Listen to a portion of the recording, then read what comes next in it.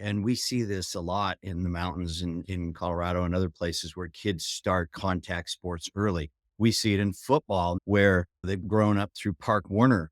And every time you have that hit, the brain moves and bangs against the front of the skull or the back of the skull. And so we can have these micro traumas that will affect us later on in life. And there are very few practitioners who even go in there and say, how many concussions have you had? I spoke to a guy who had early onset tremor and Parkinson's. And I said, tell me about your childhood. And he's like, well, I was a big guy. I was a football player. I'm like, what position? He's like, nose guard. And I'm like, uh, okay. Any concussions? Nah, I mean, a couple of times where I couldn't remember the rest of the game, but no concussions. Well, that's not true. Every time since he was 8 years old, he was smashing against the guy in front of him